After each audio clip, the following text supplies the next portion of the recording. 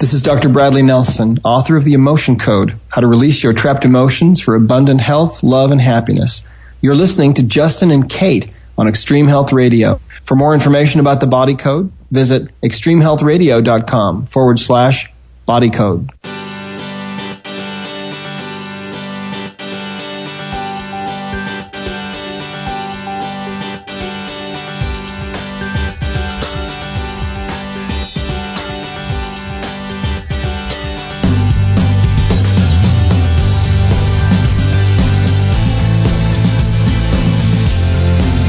Just brings the dancing girl out of you, doesn't it, that music? I don't know why that music just makes me want to groove. You're doing the drums and got the smirk on your face. I know.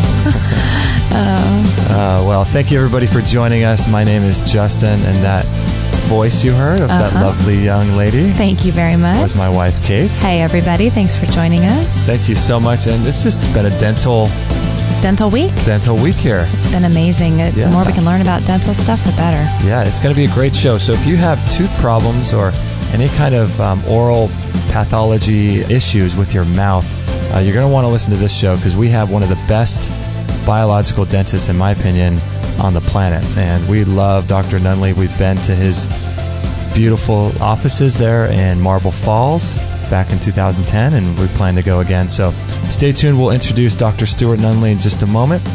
And this is episode number 180. So you can go to extremehealthradio.com/180 if you want to make a comment about the show or anything that Dr. Stuart Nunnally says, or check out the show notes, websites, and all that good stuff. I will be taking notes for you all. Kate the note taker. That's right. Will be taking notes. Many shoes to fill. Big shoes to fill. And for reference, this is Thursday, November 18th, 2013.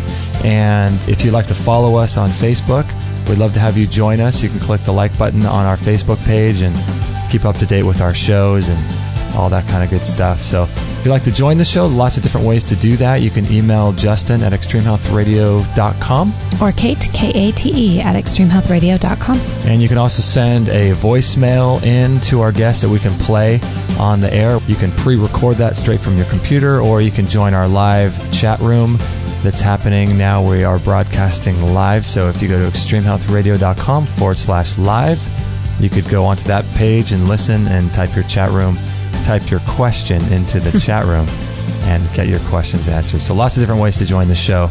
And if you guys are interested in helping to keep this show free during the holiday season and during any time, really, you could actually make your purchases on Amazon through our link.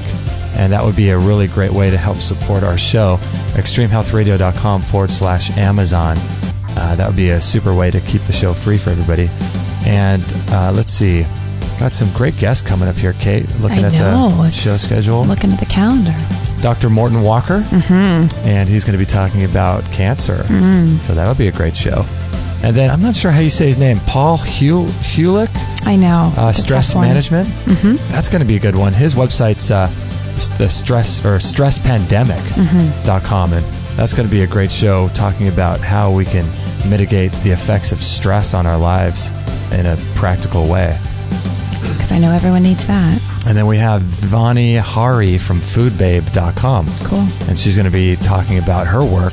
And if you haven't been on to foodbabe.com, I'd highly recommend that. So it's going to be a great show talking with her. But today we have Dr. Stuart Nunnally. And he has been practicing dentistry for over 33 years, I believe. Phew. And he's a holistic dentist practicing out of Marble Falls, Texas. Beautiful place. We went there, like I said, in 2010. And just an amazing person doing tons of research. He's also a nutritionist as well. So not too many dentists understand the nutrition and how that plays into everything. So Thank you so much, Dr. Nunnally, for joining us today. Oh, it's a privilege. I'm just tickled to be with you. Oh, excellent. And life is good in Marble Falls, isn't it? You know, Marble Falls is just one of those little hidden gems that unfortunately has been discovered now, but it's still beautiful, and you know, the air's fresh here and the water's clean, and we think it's a great place for people to come and visit, get a little bit out of the city. We're about 45 miles west of Austin and 75 north of San Antonio, so we're kind of in that little niche of the Texas Hill Country that gives people a good chance to escape and heal and relax. That's great. We had been hearing about your offices and your work for so long, and then we decided to finally, you know what, we're in California, we just need to fly to a dentist, and we needed to come see you. And so we did that in 2010 and had just an amazing, wonderful experience in your office. And it's funny because people who don't know about biological dentistry and how important your work is said to us, you're flying to Texas to go see a dentist? That's crazy. But I'm sure you have a lot of people that do that, don't you? Well, we do. We do. You know, there are physicians around the world who want to send their patients to a biological dentist. And so we are in that humbling position of seeing people from all over the world where it's we never dreamed it would be that way, but we, you know, we're sort of at least I've always personally been sort of a all or nothing type guy, and when we decided really to make this a biological practice, I wanted to make sure that we tried to incorporate every protocol that would give a patient the optimum opportunity to heal. And so, you know, fortunately there are great folks, practitioners around the world who want that also for their patients, and they refer to us. And so it's a great spot for us to be in, because typically we see folks like you, Kate and Justin, who have sort of taken their health into their own hands, or are really, really interested in trying to make sure that their dentistry, if it's maybe a revision where all their dentistry is being redone, is done with proper materials and done with, with protocols that protect the patient. And you had a bit of an experience getting into biological dentistry. Tell people about how and why you got involved with doing biological dentistry to begin with. Well, you know, I had considered myself a holistic dentist because I hadn't put a mercury filling in many, many years. But about 12 or 13 years ago now, I began to have neurological issues, and to the point of, at some point in my treatment, I was finally referred to the Lou Gehrig Center in Houston, thinking that I had ALS. And it just turned out that I had a toxicity issue, mostly from mercury. And even though I hadn't put a mercury filling in 20 years at that time, I had been removing them, not taking the proper precautions myself, and finally was overwhelmed by the mercury exposure and began to have those neurological issues. So I actually went to see Hal Huggins, who at that time was seeing patients in Montreal, and things looked so bleak for me at that time. I would have gone anywhere, but at any rate, Hal was kind enough to see me, and it was my first time to meet him, although I was familiar with his with the books he had written.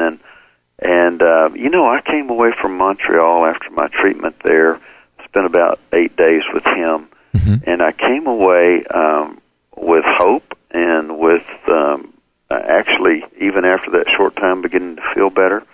As it turned out, I did not have an ALS diagnosis, but I had a mercury toxicity diagnosis. And so, at any rate, it took a long time to recover.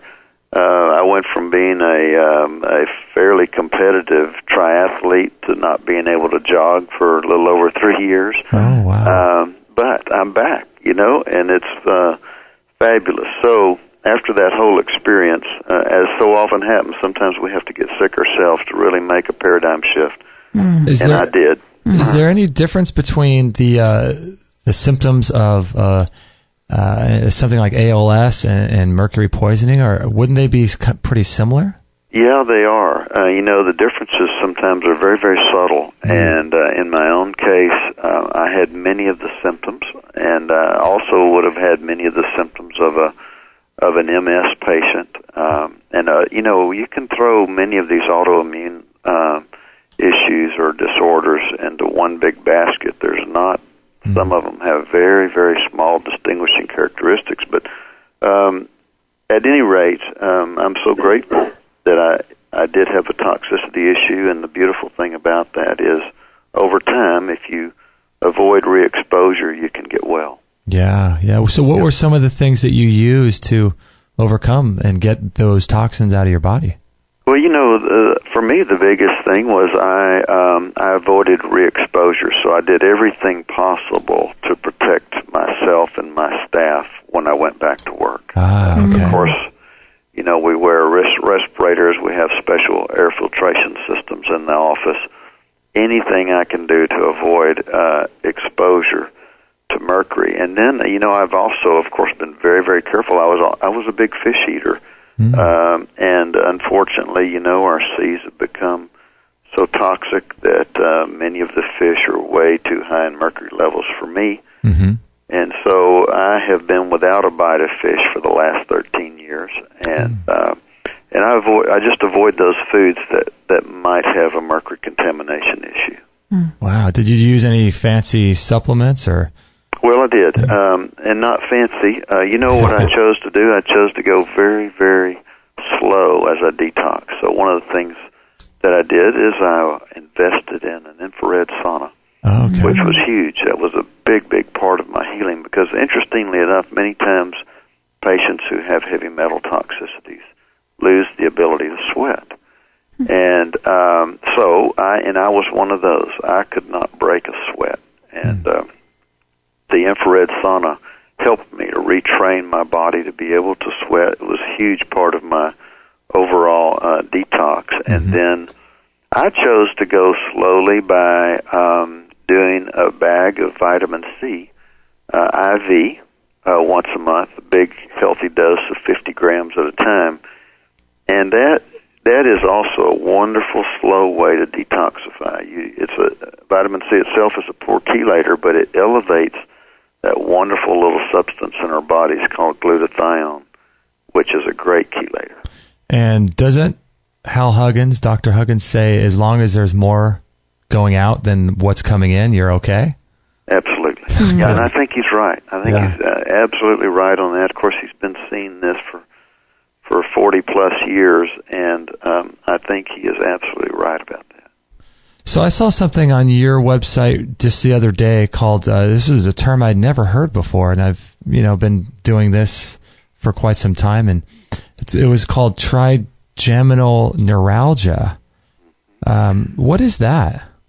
Well, the reason we're so interested in that is because, first of all, the patients who have it oftentimes feel basically abandoned except for the use of some potent neurological drugs. So trigeminal neuralgia is described in the literature as the most painful of all human afflictions. And what I believe to be true is that most cases of trigeminal neuralgia are caused from an old extraction site.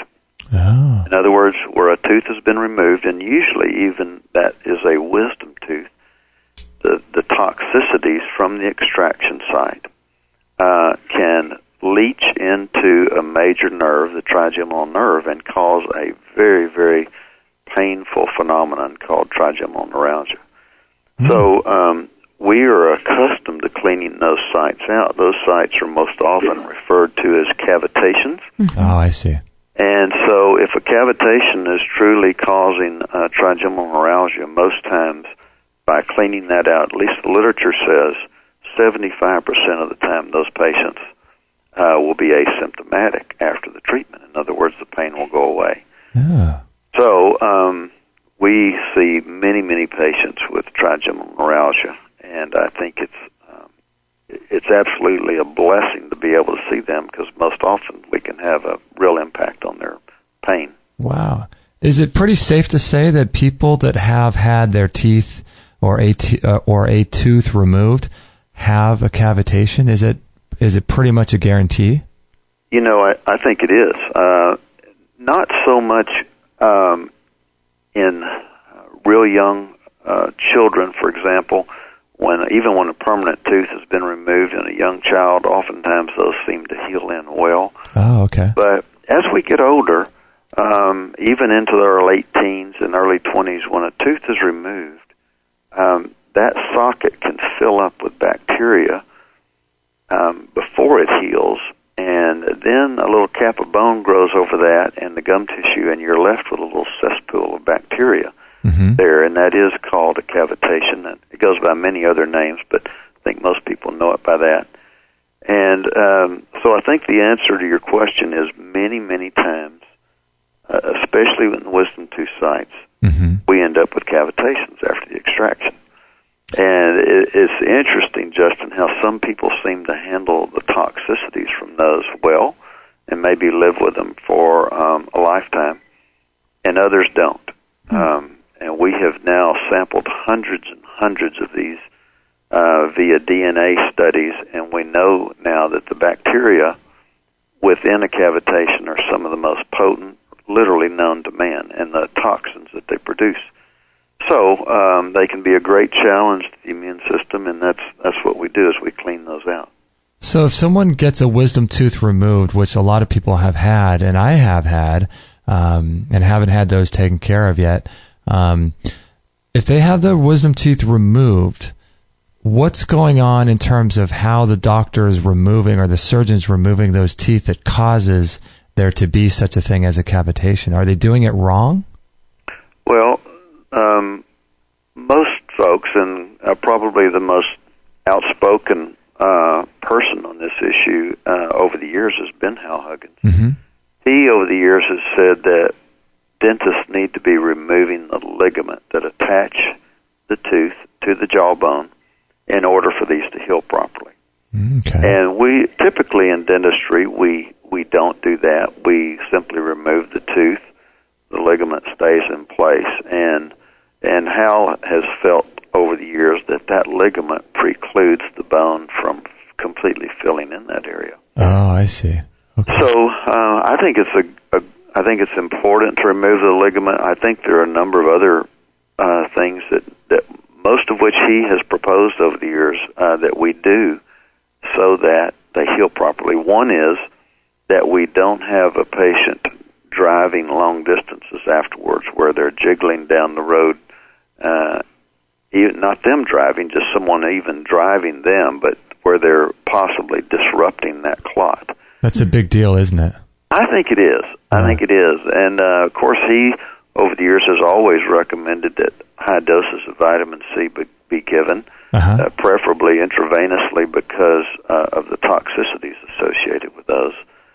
And then, of course, he's always recommended acupressure or acupuncture immediately afterward to restore the electrical network that goes through these. And a cavitation is a known block to the meridians where we have natural electrical impulses going. So all of that is part of the protocol that Hal developed over the years, and I think it's a very important protocol to follow to get these to heal properly. When I was with you guys in 2010, I only had my mercury amalgam fillings removed, and after that procedure, I had the what do you call it? Not the acupressure, Yes. And that was quite a calming. That was pretty. You came out looking like you were dead in a good way. I've never seen him more mellow. It was such a pleasurable experience to have that right after a procedure like that. Well, it is. It's so relaxing, and that's all part of the healing process, is to really be still afterwards and let that clot have time to gel so that those wonderful little cells in there will mature into bone cells. One of the most exciting things that we've instituted, just within the last 6 months is now, in addition to doing all those other things I mentioned, while the patient is sedated, of course we do this with the patient sedated via IV, we'll draw several more tubes of blood, and we spin that down and collect the platelets out of the patient's own blood. And then we pack that concentrated group of platelets into the extraction site. And that is just like a dose of mega healing all at one time, because platelets have such a marvelous impact on a healing response. So We're so excited about that. That's called the platelet-rich fibrin technique. It was introduced in France a few years ago, and anyway, we feel like it's really a game changer for us. Yeah, that's a brand new procedure that you guys have been implementing. Since we've been there. Yeah, since we've been there, huh? Just recently. It is. We, we're always looking for something better and newer and based on the research, and we think this is a fabulous new technique. Well, this is good. We got to take a little break here. Perfect time for a break. If you guys are interested in visiting our dentist, his website is Healthy Smiles for Life, Dr. Stuart Nunnally. And if you go to Healthy Smiles for Life, you can check out their website and set up a consultation and go in there and talk to all of them. And just a wonderful, wonderful place to go. And if you are living anywhere in the country, I mean, we're in California, and we flew to go see Dr. Nunnally. So he's just an amazing guy. So we'll be right back with Dr. Nunnally right after this break. I have been a huge fan of rebounding for many, many years. And if you want to get in great cardiovascular shape, tone your legs, back, and butt and stomach, as well as cleanse your lymphatic system from toxins and chemicals, you just have to start rebounding. It's imperative. And not only will it create endorphins that quickly become addictive to you, but it's very low impact as well. It helps to prevent sicknesses and diseases, as well as increase bone density, and it flushes toxins from your lymphatic system. It's amazing. And not only that, but it's a ton of fun also. I do it every single day for about 15 minutes. And we found the best rebounder on the market today in the world, bar none. It's called the Bellicon Rebounder. It's the Rolls Royce of rebounders, in my opinion. And let's listen to some of what our guests have had to say about rebounding. Robert von Sarbacher is a health researcher and creator of the Mini Beat Protocol. And Robert, what's your favorite exercise? In general, probably one of the number one anti-aging exercises on the planet is rebounding. So 15 minutes a day is good for that. You can find people who have had thermography scans on cancers, giant tumors, and when they're doing a rebounder, it would start spewing out and shrinking right in front of your eyes, the tumor would, as they're on the rebounder. So it's really good for that sort of thing. It's also very good for exercising internal organs. It's the only internal organ exerciser that I know of known to man. Dr. Lindsay Duncan is the CEO and founder of Genesis Today. And what's the best way that you think of to stimulate the lymphatic system of the body? Rebounding is incredible because it's good for the lymphatic system, and there's more lymph fluid in the body than there is blood. And the quickest way and the most effective way to get the lymphatic system flowing is through rebounding itself.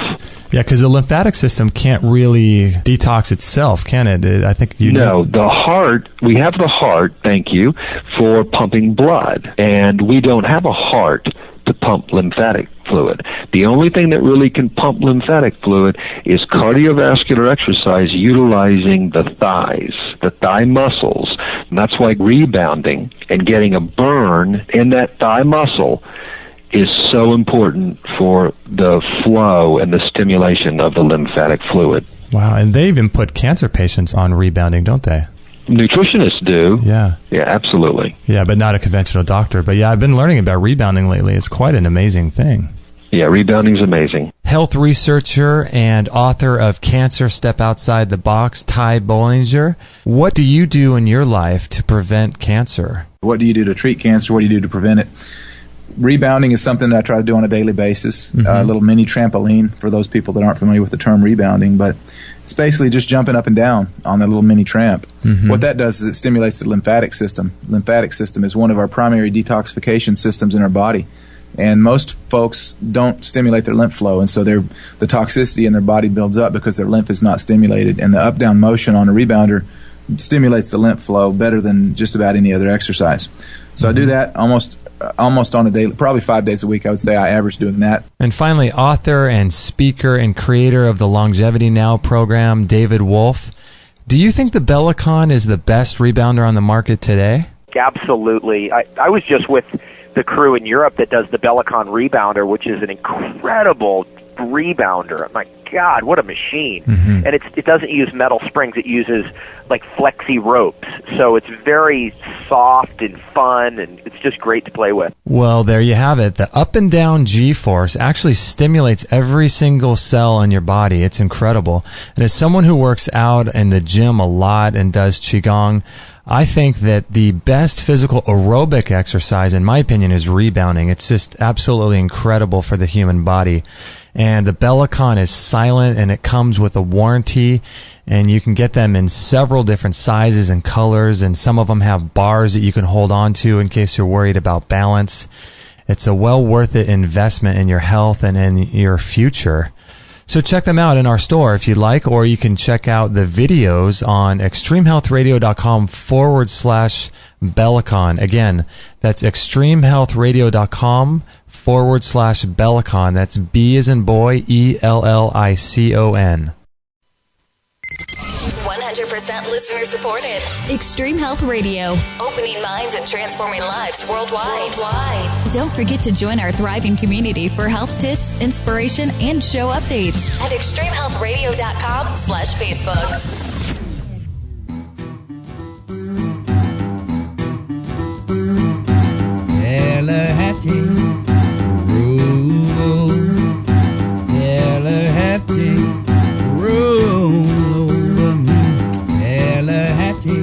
Well, we're having a great time with our dentist, Dr. Stuart Nunnally from Marble Falls, Texas. That is right. Gotta love Marble Falls, Texas. I do love Marble Falls, Beautiful Texas. place, isn't it? Gorgeous, and I have to say, I mean, the office is just, I mean, the place is gorgeous, the, surroundings, but when you get inside that office, you feel like just a big warm hug when you walk through that door. So soothing, you don't feel like you're at the dentist. I know, right? It's it's unlike any other dentist place I've been to. Oh, yeah, absolutely. And Felt more like a bed and breakfast. Yeah, it's a big facility and lots of different rooms and different people doing pre-op stuff and all kinds of... It's an amazing place. Taking your blood work and all this crazy stuff. Great facility. Mm-hmm. So, Dr. Nunnally, before the break, we were kind of discussing a little bit about cavitations, and I was asking about how doctors and dentists, when they remove the teeth, typically they don't remove the ligaments that connect in the jawbone. And I was just curious, what happens if you could explain a little bit more about what's really going on when a dentist will do that, or a surgeon will remove a tooth. What happens inside? Lots of bacteria start to develop, and then perhaps you can shed some light on how that transpires and how that works. Sure. Well, the tooth is connected to the jawbone via a ligament. It's known as the periodontal ligament, and it really acts as a shock absorber for the tooth. If you take any healthy tooth and you latch onto it with your fingers, you can feel just a little bit of movement if you try to push it one way or the other. And that's because the tooth is connected to the bone with this ligament.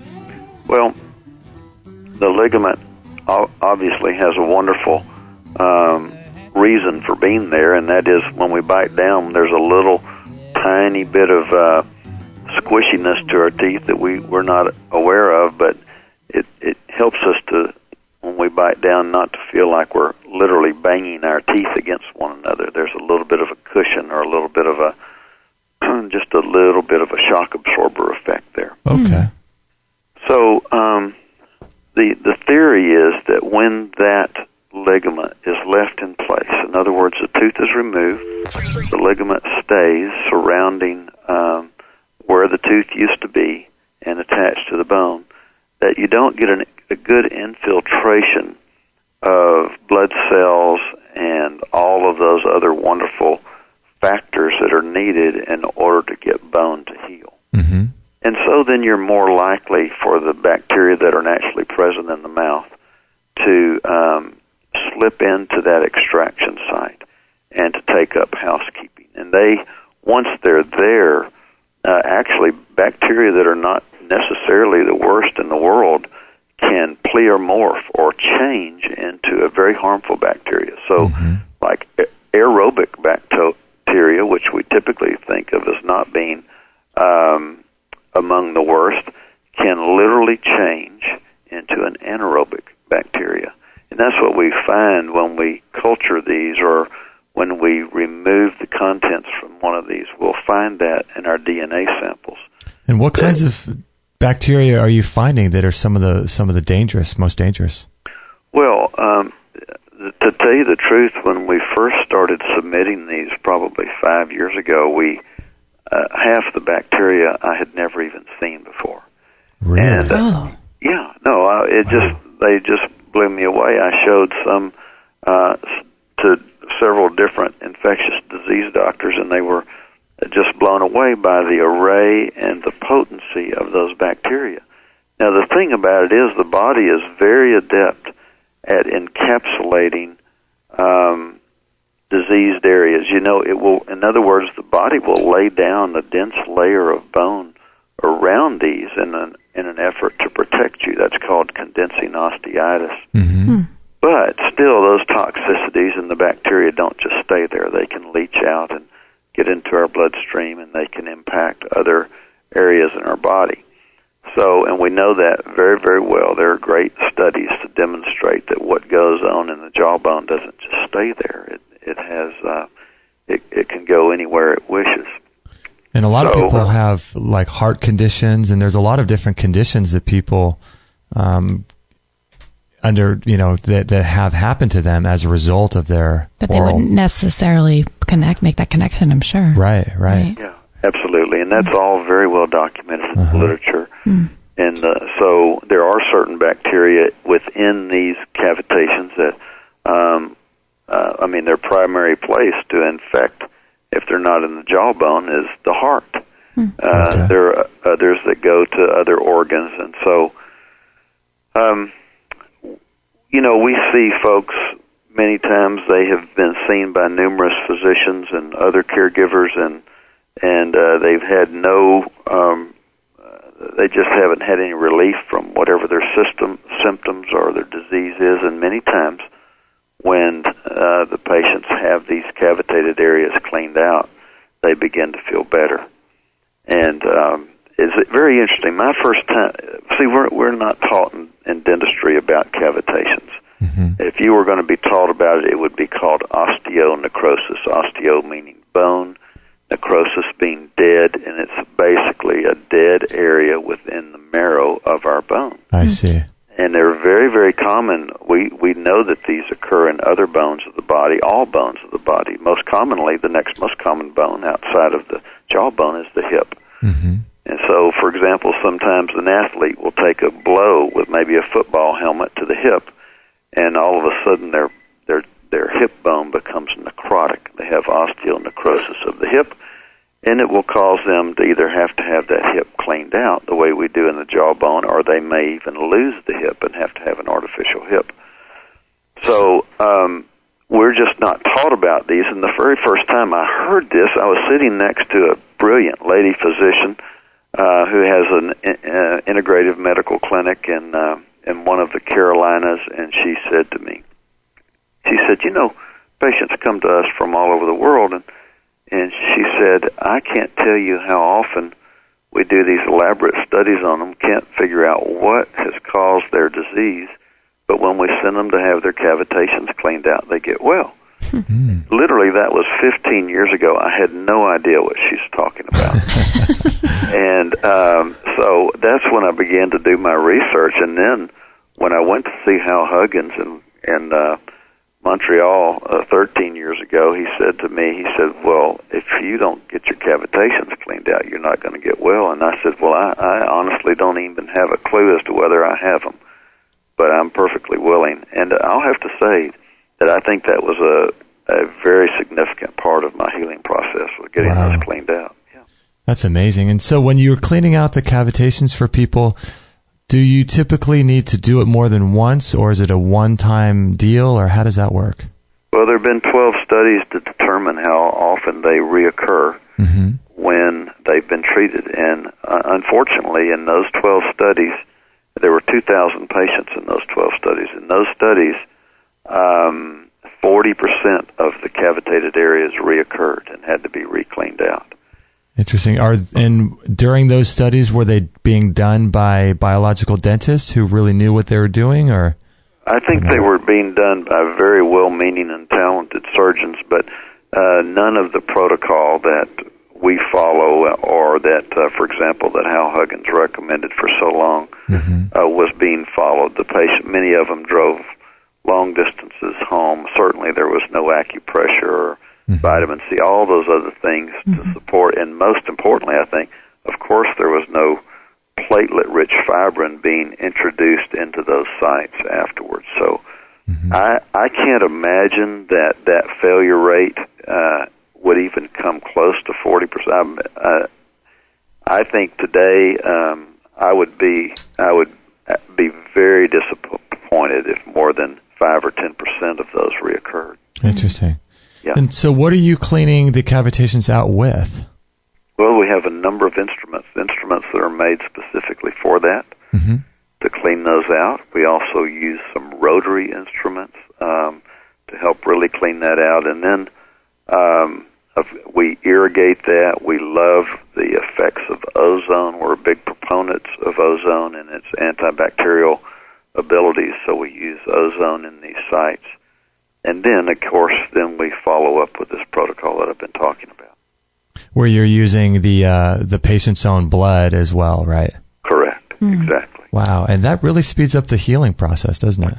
Oh, it's just it's unbelievable. I mean, that we always see our patients the next day, and many times, unless they're from long distances, we'll see them again the next week, and the healing is well, we just honestly can't believe it. Many times, even on the next day, you can hardly tell that we were in the site. Wow. Oh, my God. So when people come in and get a cavitation worked on and removed and healed up like that, you recommend people stay a night or two rather than flying in a plane or driving in a car the next day. You recommend people kind of spend a day or two to let that clot heal, don't you? We do. We insist that folks who have that surgery spend the night in Marble Falls, and of course we see them the following day for follow-up vitamin C and acupressure. And then at the end of that second day, patients are able to drive. We ask them not to fly for 48 hours after we do their treatment. That makes sense. Yeah, that's good. Is there a difference in terms of danger to people between root canals and cavitations? Are they similar in terms of how they affect the body, or are they completely different? Well, the bacteria that we find from DNA analysis of root canal teeth and cavitations are almost identical. Okay. Yeah, and that's very disheartening because there was a point in my career when I did about 150 root canals a year, and I haven't done one now in many years because I'm convinced that the toxicities associated with root canals can be a true challenge to our immune system. The unfortunate thing about that is people end up losing the tooth rather than being able to keep it, which a root canal oftentimes allows them to keep the tooth. Now, go ahead. Oh, no, I was just going to say, with a root canal and a cavitation, just kind of putting those two side by side, are there issues with the body not being able to send white blood cells and get good circulation to those areas? Because, with a root canal, essentially it's a dead tooth, and then with a tooth removal, like a wisdom tooth or something else, you're essentially removing the tooth. So do you prevent the body from sending white blood cells to that area too? You do, in both instances. In both, okay. Yeah, in a root canal, of course, you're right. The process of doing a root canal severs the blood supply to the tooth. Okay. So it's a dead tooth, and it's filled with a material that fills in the major portion of where the nerve was within the tooth. But there's no blood supply to the tooth, so it's impossible to deliver the body's own immune defenses to it. And in the case of a cavitation, it's a very stagnant blood flow, so it's difficult to deliver antibiotics to that area. And it's also, of course, very difficult for the body to deliver its own white cells because the blood flow is so sluggish. If someone has had a root canal like me, and I'm sure a lot of people do have them, For us, what we wanted to do is come and see you guys and have, Kate had her amalgam fillings removed. I had mine removed, and we didn't want to do it all in one shot. And I know that's something that you talk about, but if someone has a root canal, what are some of the protocols that what do you do if someone does have a root canal? Do they only have one option, or are there multiple options for them? Well, typically when a patient has been referred here by their physician, the physician usually or healthcare provider is aware of the fact that root canal teeth are not sterile, that they can pose a real challenge to the immune system, and the patient usually is already prepared for the fact that they're going to have the tooth removed. And so what we do is we certainly don't want the patient to run around without a tooth, especially if it's in an aesthetic area. We would never let that happen. So fortunately, we have all kinds of wonderful ways to replace a tooth literally within minutes so that no one has to leave here with a missing front tooth. Now, if it happened to be the very, very back tooth that's not visible, we might choose to leave that area left to heal on its own with no sort of temporary tooth there. And that's typically not really a challenge for the patient.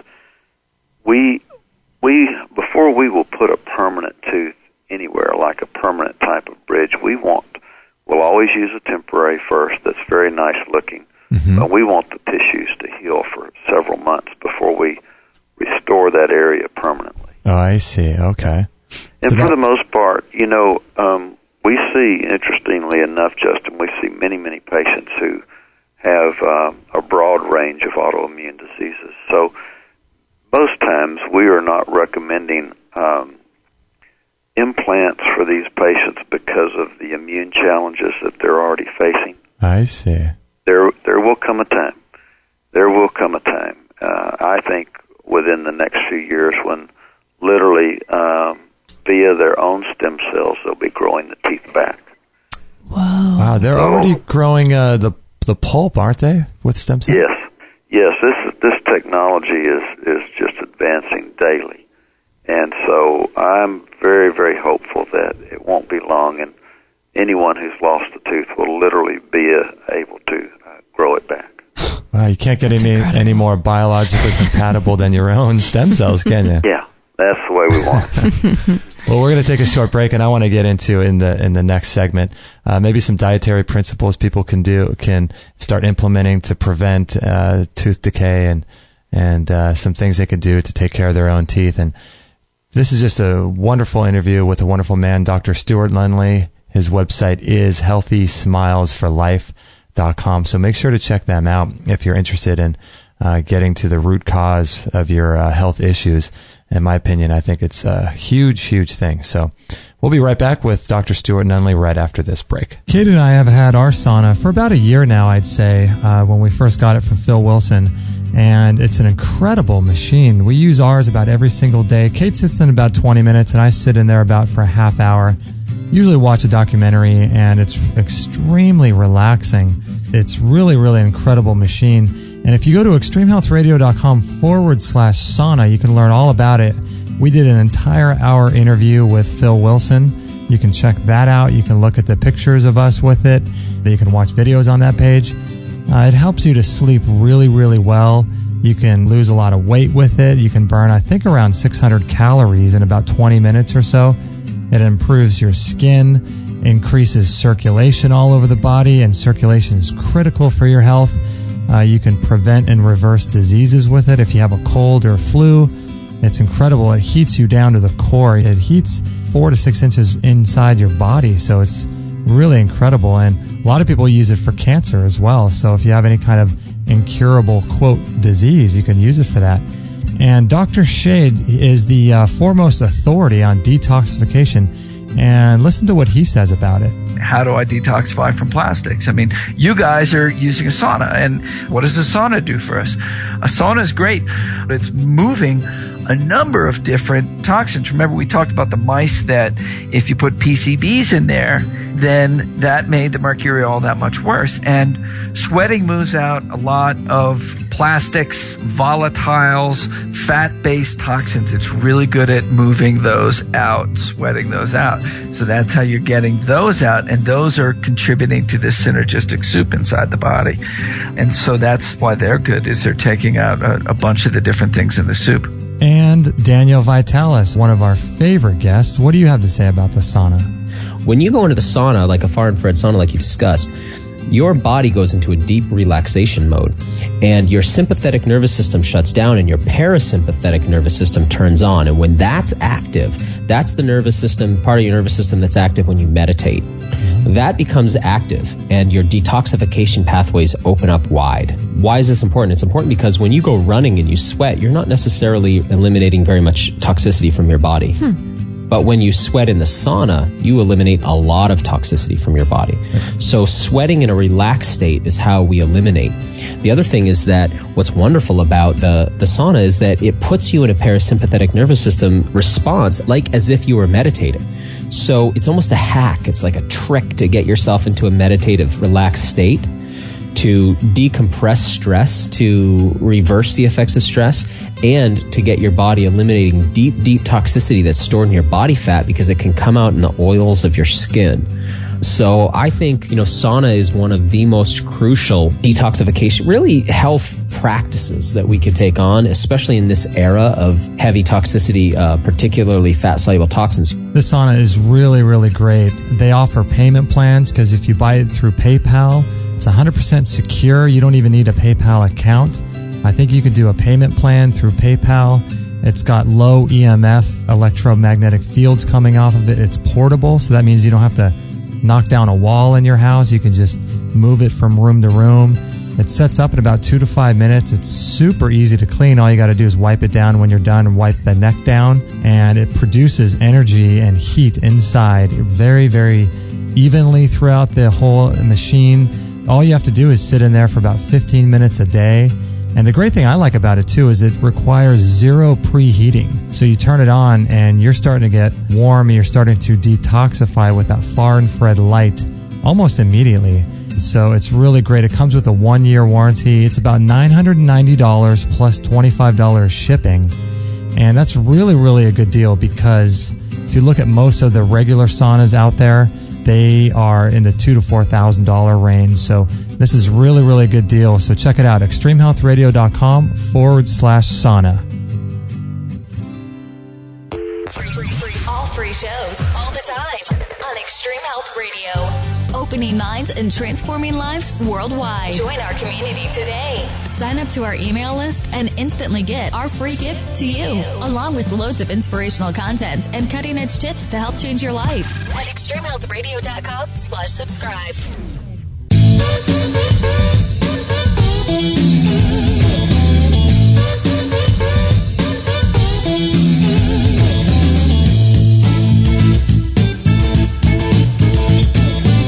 So during the first break, I had a slice of pear. And then I typically don't like to let the acid of the fruit sit on my teeth. So during the second break, I washed my mouth out with baking soda. You are better than I. I have to do that. I can't seem to...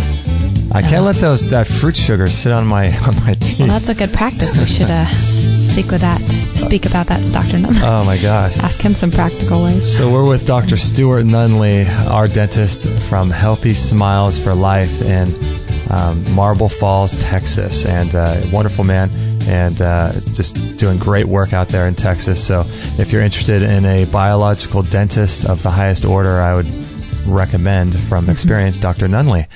So, Dr. Nunnally, I wanted to talk a little bit about, perhaps in this segment, about some things people can do to take care of their teeth, maybe some practices they should avoid, and maybe, just some issues like that, just on a general upkeep basis for what they can do for their teeth. What are some things, what do you do to take care of your teeth? Let's start there. Well, the diet that we would all associate with a good heart healthy, brain healthy healthy lifestyle type of diet works well for the mouth. And typically, a diet that doesn't work well for the mouth is a refined carbohydrate diet. Okay.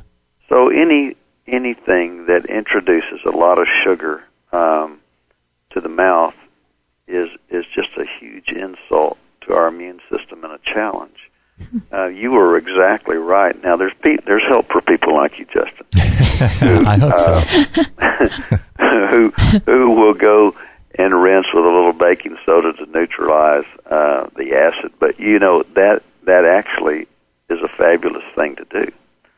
And because the fructose from your pear, did set up a reaction which made your mouth more acidic, and to neutralize it with baking soda is the perfect way to do it. Mm-hmm. So there are many, many things that we should be doing that we don't do in this country because we are a carb-happy diet, and we're in the middle of this huge carbohydrate experiment in this country, and we're beginning to see what we're reaping as a result of what we're doing here. Yeah. And of course, we're becoming the most obese nation in the world. We're becoming the most highly type 2 diabetic nation in the world. We are just simply over-carbing. And interestingly enough, I look personally at many, many blood chemistries, and those folks who eat lots and lots of carbohydrates, and I'm talking about refined carbohydrates now, and that's but we can also lump many fruits into that. By the way, the pear is one of the better ones. Oh, is it? But many of the fruits have so much sugar in them that we are just becoming an obese, unhealthy nation. And, of course, you would expect in this country, with all the opportunities that we have to decrease tooth decay, we would expect there just to be virtually no tooth decay. But because of what we put on our fork and ingest, we still have tooth decay when we really shouldn't. Dr. Nunnally, I'm curious if you have seen this video that's been going around the internet. It was put out by what's his name, Mike Adams over at Natural News, and I think he's in Texas too. And it was a microscopic video that was done under the microscope of what happens to teeth when they're exposed to the phosphoric acid that's in Coca-Cola and these types of soft drinks. And it was just so fascinating to watch. As you're watching it, you're looking at pieces of the tooth that are literally being broken off, and particles of the tooth actually dislodging from the tooth itself. You're watching this live as it's happening, and when the tooth is exposed to the phosphoric acid.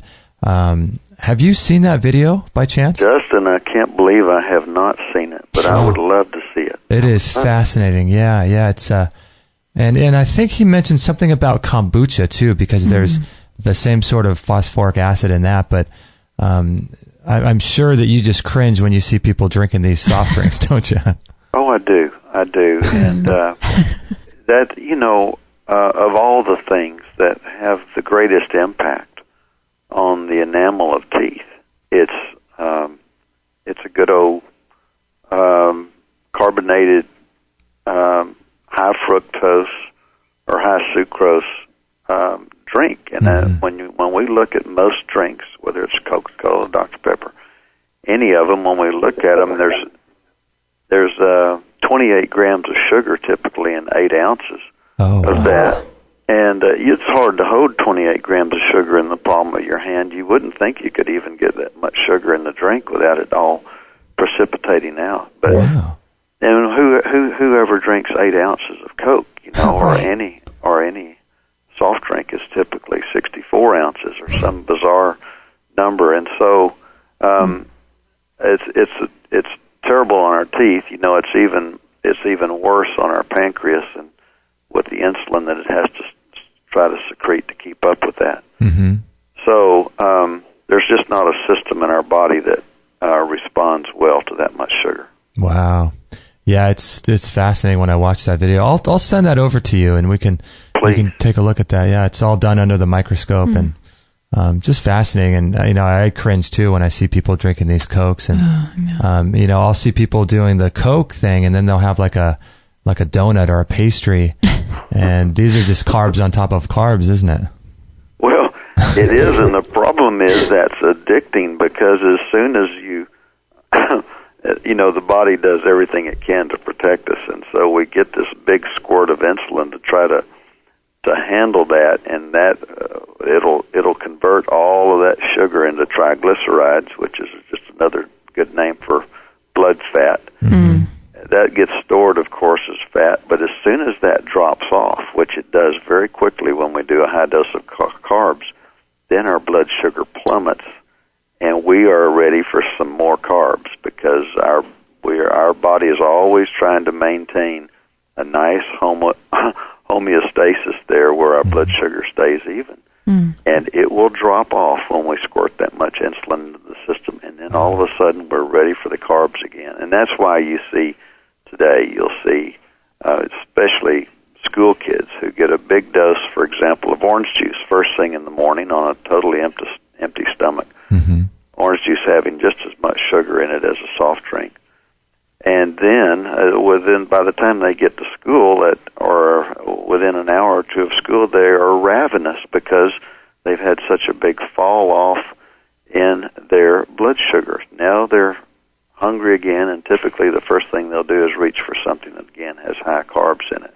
Wow. And when you do that, often enough, you become diabetic. Wow, that's just training kids at a young age. I was going to say, you're starting out young, which is a sad state of affairs. We'll talk a little bit about tooth decay and this whole phosphorus level that, if it's above 3.5, you get less tooth decay, and then the direction of the nutrients that go to the tooth and from the tooth, because that's something that can be somewhat controlled by a diet, couldn't it? Oh, absolutely.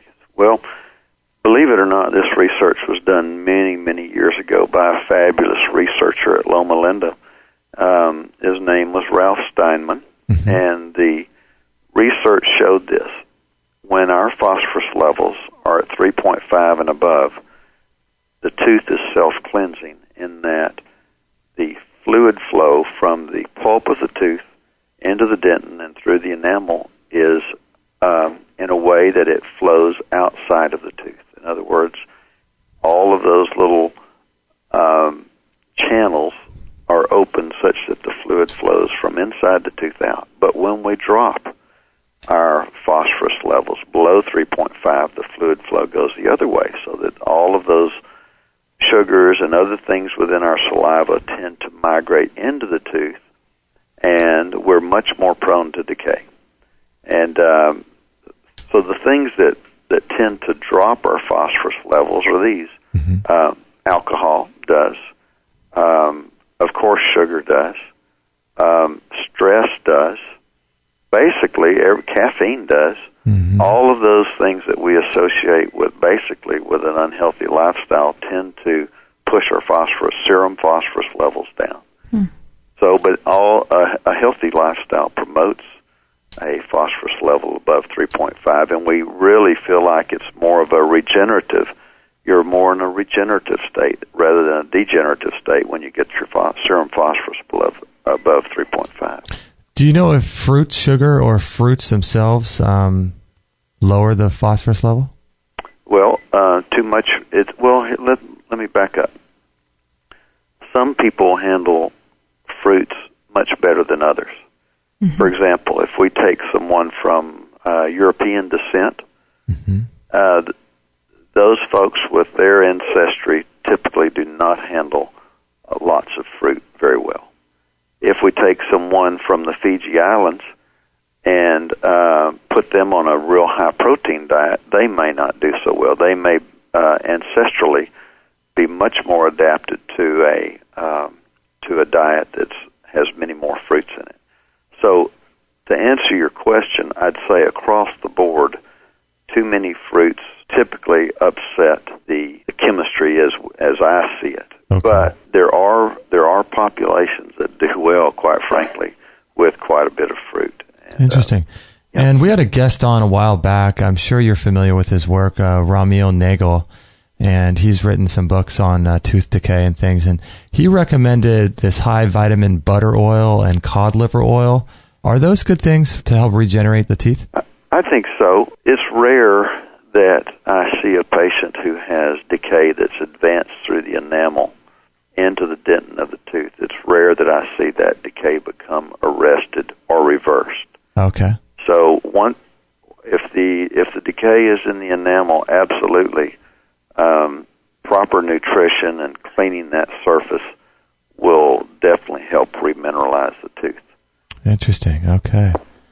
Well, gosh, thank you. Whew. I feel like we could talk for hours, but I know you're a busy man. You've got things to do. It's been a privilege. Thank you so much. Thank you so much. Y'all were great, and I appreciate it very much.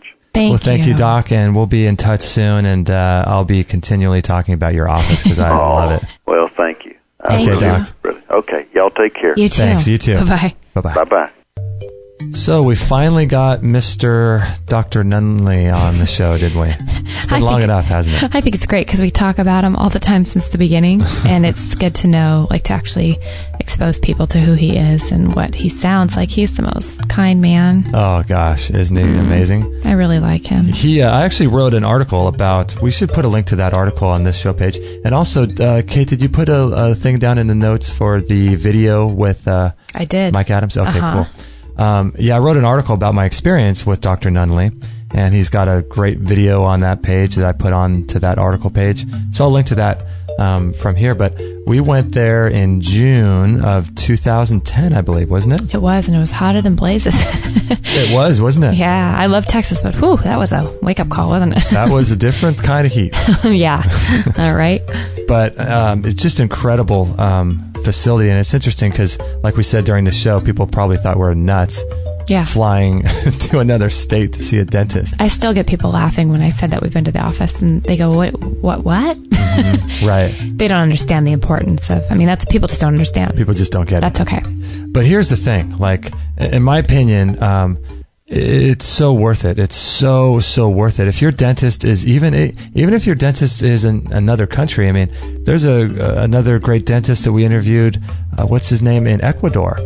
I forget what his name was. Gosh, I'm blanking on that. Dr. Bob Dowling. That's right. We'll put a link to that show. Actually, all of these are in our dental section, so you can listen to that. But, if you could go get your teeth taken care of, get on a plane and get your teeth taken care of by someone who knows what they're doing, like Dr. Nunnally, and get everything taken care of, and then learn about diet and learn about what is causing this tooth decay and the sugar, the stress, and all this stuff. Mm-hmm. And then if you can heal from that and then take care of your teeth, mm-hmm.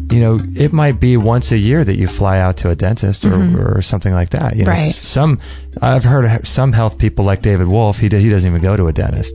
He just takes complete responsibility for himself, mm-hmm. But, it's really not like you're going to go see a dentist every 3 months, so it's the distance really makes a difference. Well, and to be honest, like, once you get the work done properly, it might cost a little bit of travel and money up front, right? But what you're going to gain for the rest of your life, if you're able to keep that caliber of the work you just had done, it's going to save you from going to the dentist twice a year or whatever. Yeah. And just probably prevent a lot of future problems that could cost hundreds and thousands of dollars, I didn't ask him this on the show, but, in my opinion, if you have any kind of health condition, any kind of health issue, I think the first place to start is your mouth. Yeah, I was going to ask him that too. I had so many things. I was kind of clammed up on that one. I just was taking notes and listening. Yeah. And, I'm so interested in this whole thing, so I was just trying to soak it up. Just face it, you were enthralled with his voice. I was. He has an amazing voice. He does. He has the best voice. He does, doesn't he? I have a thing for voices. And you have a thing for Southern I do. accents, The Southern men. Yeah. Sorry. At least you're not threatened. No, I'm not threatened. I love Dr. Nunnally. He's amazing. Yeah, it's just worth it, because if you have some of these health issues, the first place to start is your mouth. And like I've heard him say in other interviews that, the types of toxins they're getting out of people's mouths are just incredible. Like will kill animals. And I mean, it's just botulism and all these kind of crazy things. And so you can't have an immune system that's constantly being bombarded by these toxins and be taking chlorella and drinking green juice and expecting miraculous results. I mean, those things are going to help a lot, and so will sweating and everything else. But you can't have these toxins just pouring on your immune system all day, all night. Well, and I thought it was fascinating. Like he said, I mean, I really resonated with what he said about being able to sweat better once he started releasing a bunch of, I don't know if he said heavy metals or toxins. Oh, yeah, mercury. And he said people who don't sweat, I've always heard that you are a little bit more toxic because you're not sweating that stuff out. And man, I totally was just like him. I couldn't sweat. Remember how I always said I just don't sweat? I could go run 3 miles and barely break a sweat. That's right. So having the sauna and doing these detox things for myself have just been, I love that he said that though. He said, it was so important to get in a sauna. It was important to go take, better charge and better care of what he was doing to try to eliminate those things, especially as a dental practitioner or a dentist, just being in that field. Yeah. Gosh, you got to be so careful. Yeah. And he overcame his neurological issues with the vitamin C. Can you believe that story? Sweating, yeah. Gosh. Isn't that amazing? It's amazing. Yeah. Vitamin C, I mean, we can't say enough about that. And I've actually never had a intravenous vitamin C, but I had that when we went there. Yeah, but it was interesting. Gosh, another thing I didn't get to him was they recommended when we were there to not take vitamin C up for 48 hours before the procedure. Oh, I don't remember that. And I wanted to ask him because I was thinking at the time, gosh, that's so strange because vitamin C is such a great chelator of these, helps to. I think it helps to, among many things, but I think it helps to raise levels of cysteine or something, which is a precursor for glutathione. And I thought, why wouldn't you want to take that? And then they gave it to me intravenously. But there's some distinction there. You shouldn't take it before a procedure. I did not know. Yeah. That's like a surgery. Wow. I don't think it has anything to do with the thinning of the blood, but it has some other issue. But yeah, he's just great. Well, if you contact him, anybody out there, they will tell you exactly what you need to do before an appointment, I'm sure. And you got to make your arrangements and your time to be able to stay a few days like we did. And yeah, we stayed for 3 days, I think? Yeah. My favorite memory of that trip is that you were so out of it after. You looked, like I said, you looked like you just came out of like a cloud after your acupressure and after your tea. And then when I drove you back to the hotel that night, and there was a Laker playoff game, I believe. Yeah, right. And we happened to catch it, but you don't really remember much of it. You were acting like you did at the time, and the next day you were like, what happened with that? Did we win? You were so out of it. I know. It's great. Oh, that's so funny. But yeah, Dr. Nunnally's an amazing man, and I can't wait to go back. Yeah. What we did is we had panoramic x-rays that they wanted us to get. So we went to a local x-ray place, right? And had panoramic x-rays so that they could see what's going on. And they test your blood, and they test the biocompatibility of different crowns and different substances they can use instead of mercury for fillings. And yeah, that office is on it. They are on it. Oh my gosh, it's amazing. So if you are interested, I would highly recommend Healthy Smiles for Life, Dr. Stuart Nunnally. Just a great man, doing great stuff. We have no financial interest in anything he does, but just love what he's doing. So check him out and save up, put it on a care credit maybe. Yeah, that's what we had done, actually. That's what we did. And it was worth every penny. Yeah, you just pay it off, and I mean, it's worth it. Yeah. Completely worth it. Yeah. All right, so it's time to wrap everything up. Hopefully you got some good stuff out of that interview, and hopefully you got some nuggets that you can take away with and share with your friends, possibly. And so if you would like to ever join us on these shows, they are now live on extremehealthradio.com/live.